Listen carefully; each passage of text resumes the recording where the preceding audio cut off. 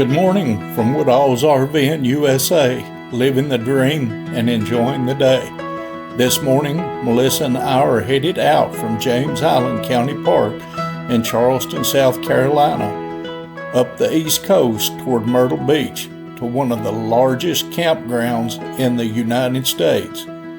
But as you know, Melissa has to make a few stops before we get there. She has found a small town community called Georgetown, noted as being South Carolina's third oldest city, and then off to see a Spanish-Moorish style castle built in the 1930s with 30 rooms by Anna and Archer Huntington that is unique in its own way. So guess what I'll be doing? Yep, you guessed it, I'll be stopping to check them out. So don't get left behind. Come on along on our journey today for some more great fun and history. Rolling down the road, got my sights set high. From Tennessee skies to the mountains wide, in my road trek Zion, chasing the sun. Woodallsrvnusa, living the dream, enjoying the day.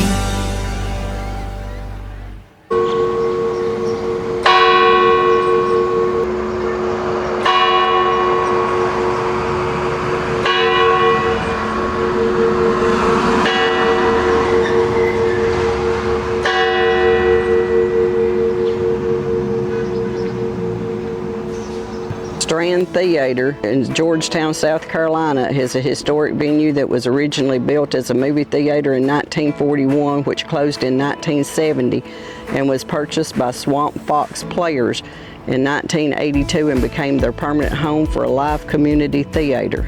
Well, as you can see, we finally made it to Georgetown, South Carolina. And now it's time for Melissa to work her magic as she shows me the history of this town. So hang in there, we're going to take a real slow stroll.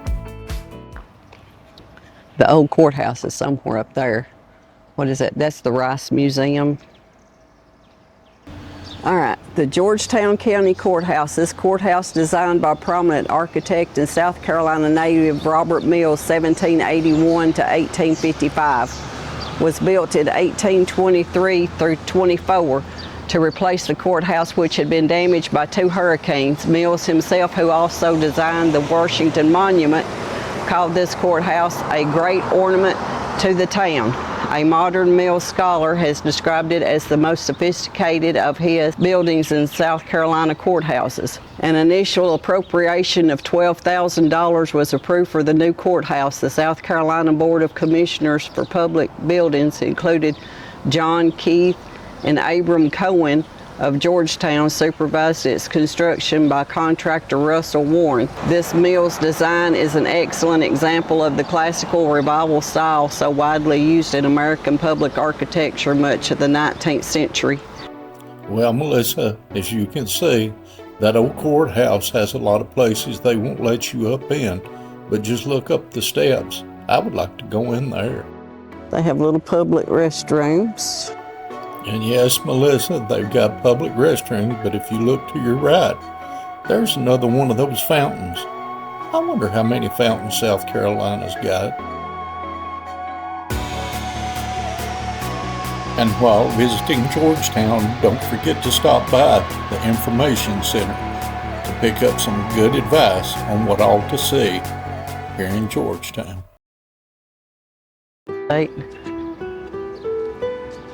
Crust and Craft. I would assume this is a pizza house.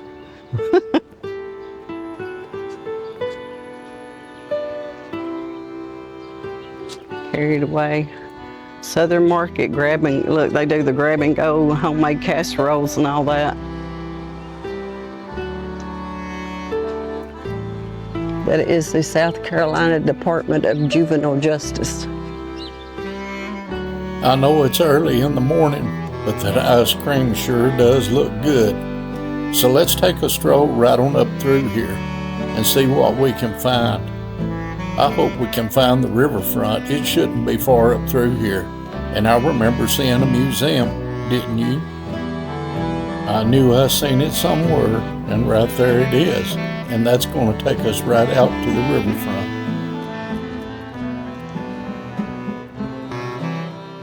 And yay, Melissa, there it is, the Harborwalk. So let's go on up through here. Georgetown's waterfront park, known locally as a Harborwalk, is a 10-foot wide wooden boardwalk stretching the whole length of the Sampit River. It was constructed in 1980 to revitalize the historic downtown district. In 1929, which was Georgetown in South Carolina. It's the third oldest city. It historic is one of the state's largest ports. It was used for the export of rice, indigo, and later lumber. This was actually the South Carolina's largest port for bringing stuff in, goods in. I can understand why, because it's a big one. There's a tour boat, low country tours that takes you to Shell Island. Shell Island. This is nice, being able to get out in the mornings and just walk these boardwalks and stuff and see stuff. Well, this is a pretty town. Yes, it is. It's a beautiful town. Look up there. I never would have thought about it being over where we was at. What was your driving 17, which is up the coast, so. Right. So it was easy to get off of. We just made a quick little old stop just to see what was going on. Jeremy and two dogs. And we're here early in the morning. And there's a kitty laying on and the you dock. can see what's laying here this morning. I'm sure. Hi, kitty. The dog. Hi, kitty. Are you just sunning today?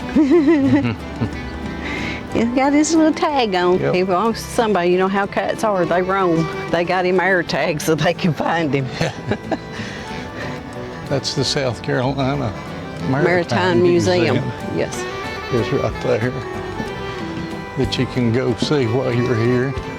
I think we're almost parked almost directly in front of it Almost on the right other in side. front of it. We're close. Yeah. We are close. And this little walk is very interesting because you get to see a lot of the buildings and stuff that normally you wouldn't get to see from the main street. There's a historic marker. Let's try to go over and see what it says. And this historical marker says Georgetown. Ships and boats have loaded and unloaded cargo up the Sampit River near Front Street since the founding of Georgetown, Carolina, 1729. In 1732, Georgetown became an official port of entry, shipping naval stores, rice, indigo, pork, and animal skin. In the mid-19th century, Georgetown was the principal rice growing area of the U.S. and exported quantities of rice, as well as lumber and cotton. Brigadier General Francis Marion spent his early life near Georgetown, and it is for him that this park is named.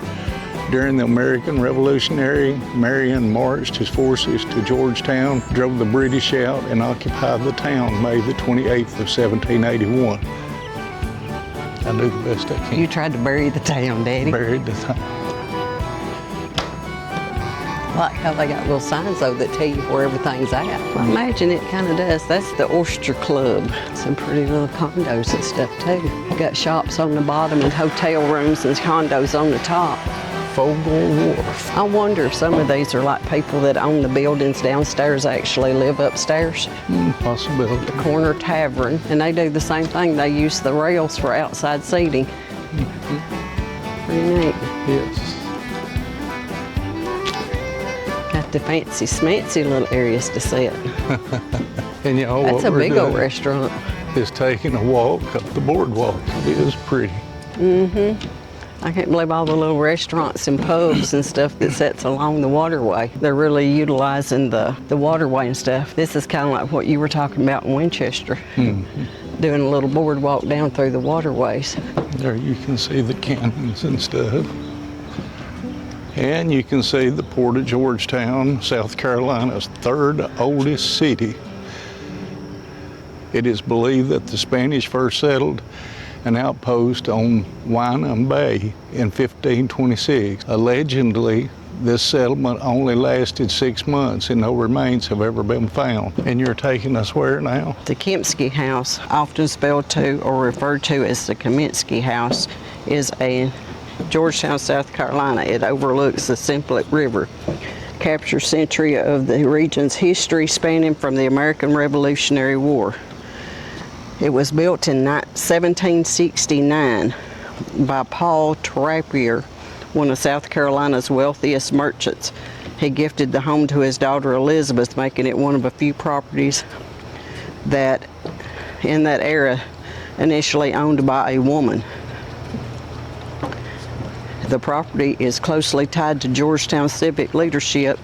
Its first 3 owners were women, but later in their passing, through several male owners, including John Keith, Georgetown's first independent mayor, George Condon, who also served as mayor in the 1890s. The Charters of Freedom, the original Charters of Freedom, are on display in the Rotunda of the National Archives in Washington, D.C. The Declaration of Independence was adopted July 4, 1776. The United States Constitution was adopted September 17, 1787, ratified in 1788, and went into effect March 4th of 1789. The Bill of Rights was proposed September the 25th of 1789 as 12 amendments. 10 were ratified December the 15th, 1971. The remaining 2 were not ratified but appear on the original document. These first 10 amendments ratified are our Bill of Rights. And I'm still waiting on Melissa. I'm trying to take pictures. Ooh, 24-pound naval gun. Good morning. Beautiful Morning. day to be out. It is. It is. It's a beautiful little town. Visiting? Yeah, we just happened to see it as we were coming in. Okay. Headed on up the road, and we was like, hey, let's stop there. Yeah, it's a historical small town. Yeah, he likes all the history and stuff, so And this is it. yes. There's plenty for you to take pictures of. Now, if you know Melissa, she's going to have to go check out these houses up through here. Whew, I'm trying And to get right a now picture of she's this big taking a old picture. monster. That's as low down as I can get it. And here's a plaque that's on the streets down here, and it said Joseph Hayne Rainey, born in 1832 and died in 1887. He was the first African American to serve in the United States House of Representatives. Born to slave parents in 1832, Joseph escaped to Bermuda during the Civil War. Afterward, he returned to Georgetown and became a Republican delegate to South Carolina's 1868 Constitutional Convention and was later elected to the state Senate in 1870. He was seated in the U.S. Congress and was re-elected to 4 consecutive terms representing the 1st Congressional District. And this park is named after him.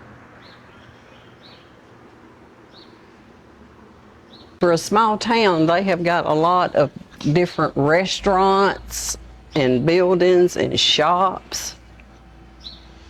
I'd say it's a thriving little community here where this is at. I mean, it's gorgeous. Yes, it is. We just happen to be here early, y'all, because we come downtown. We always try to get in these towns early as we can so that we can take and get pictures and stuff so we can see everything without having all the traffic and stuff in it. And it makes it a whole lot easier.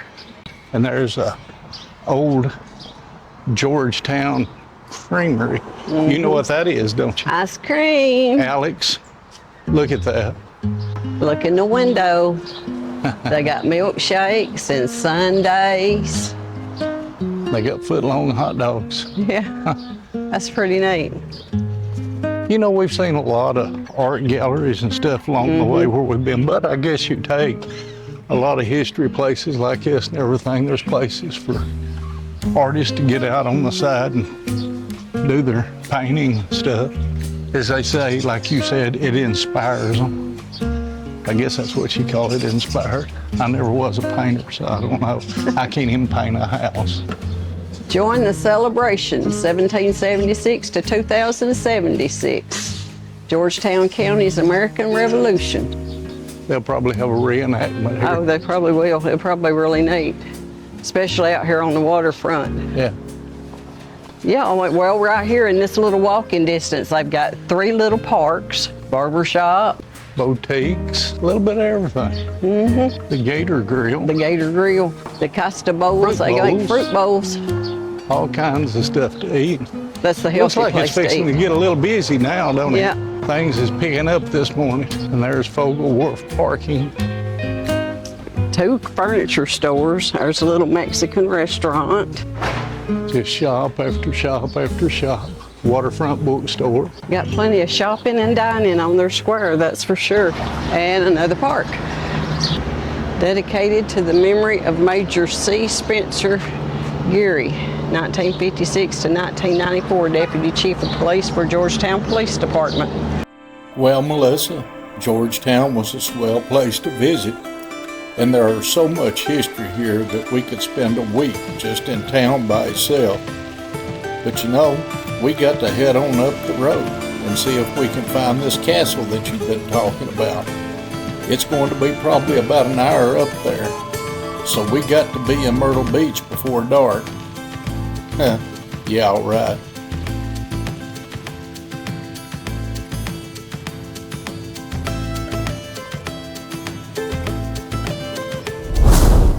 And this is what castle now? Altua Castle. So there's alligators out in here, Yep. floating around. We may find an alligator. You may see. And then I ain't gonna feed it because it's at nighttime. But there's some right there. Oh, there's some little baby eyes.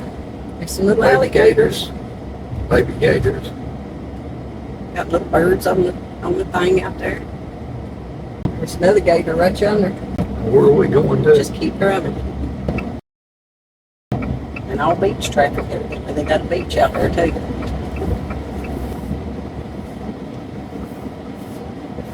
And there is the castle.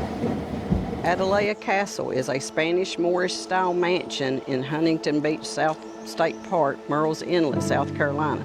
Built as a winter home for philanthropist Archer Huntington and his sculptor wife Anna Hyatt Huntington between 1931 and 1933. The 30-room castle named Atalaya, Spanish for watchtower, features a courtyard studios for Anna's art and an iron-barred windows for hurricane protection, and is now a historical landmark. Is that pretty? That's what they call the watchtower. Mm-hmm. This is room 1. Here's my map. It just said room 1. This was an outdoor studio. She used to paint her stuff. That's the courtyard out in the center. This is room 2, which was an indoor studio. I don't guess it got cold enough here, so they just had this as considered an indoor studio. It's what they used when it got cold.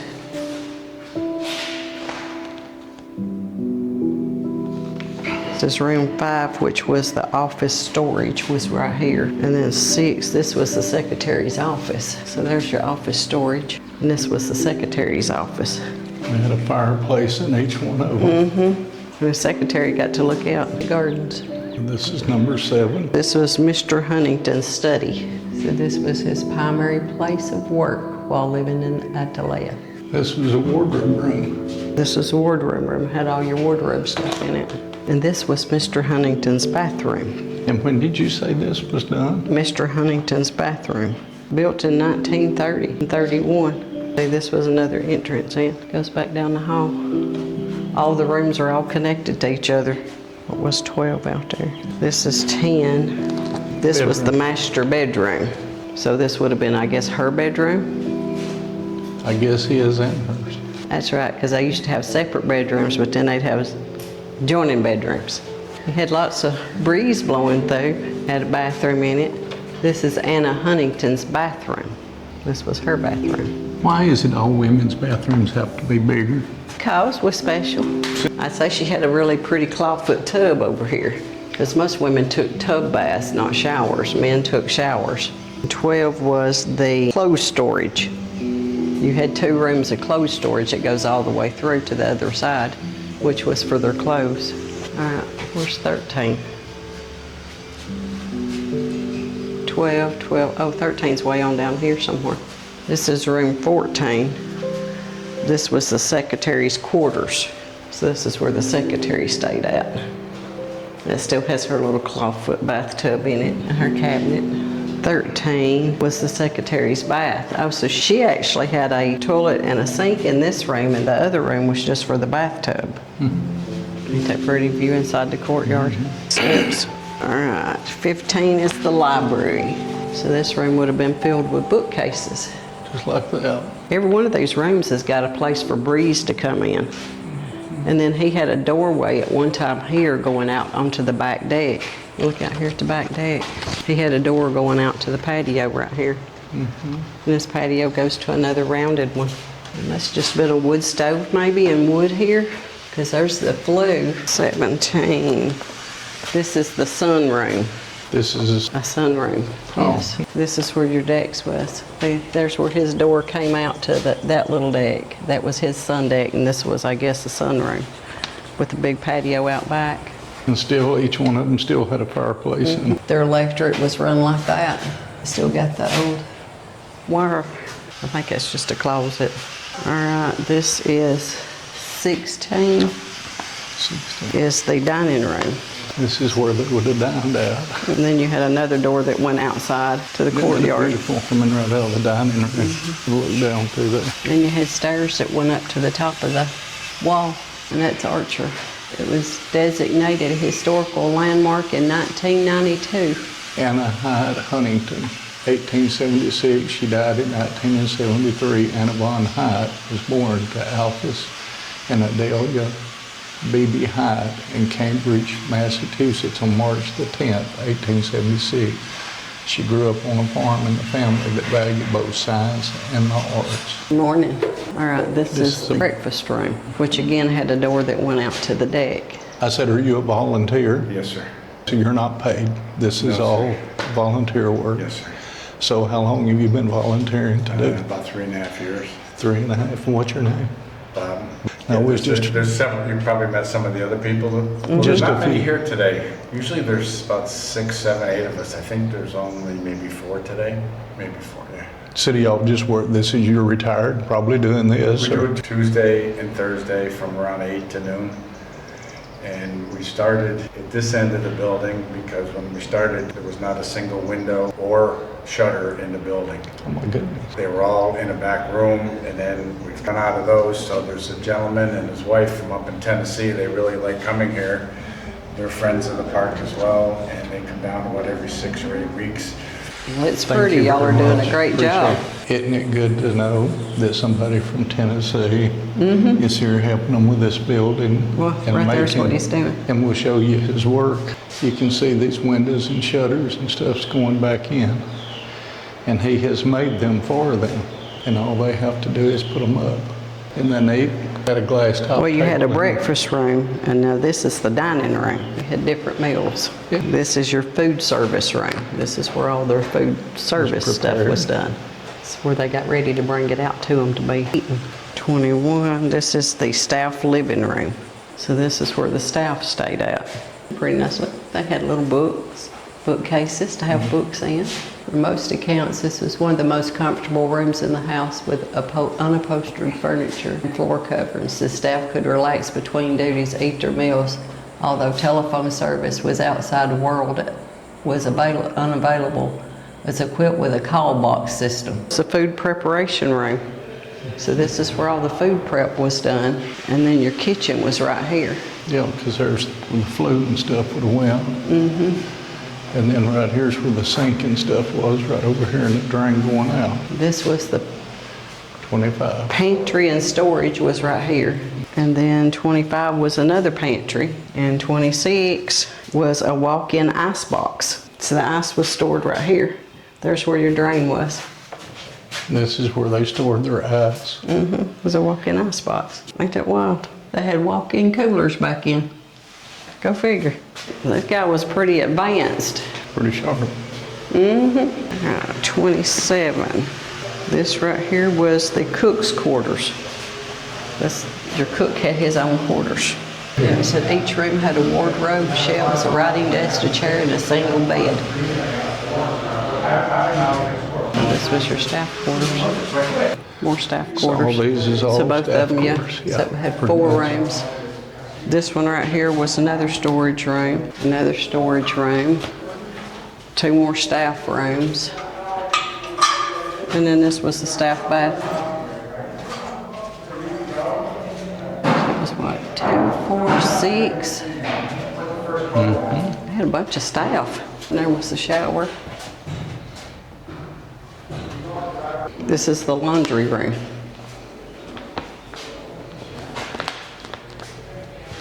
And then this is the housekeeper's quarters and the housekeeper's bathroom. So the secretary and the housekeeper were basic bedrooms with en suites.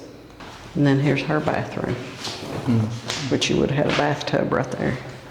Your shower, sink, commode. It was your sink and your commode right there. With another fireplace. So like I said, your secretary and your housekeeper had their own suites. This is the laundry drying yard. This is the laundry drying yard. No, it says 31 laundry room, which is here, so this had to be the laundry drying yard. Right here. So you had to carry the laundry all the way down.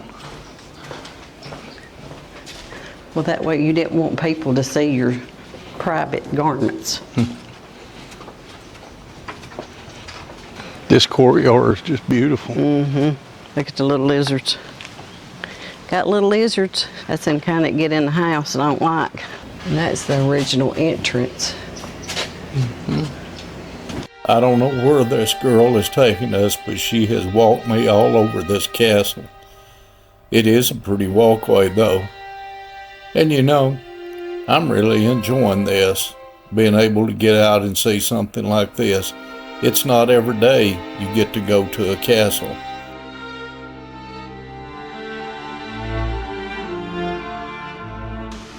I don't know, Daddy. Can you go up? Says no admittance, you can't go upstairs.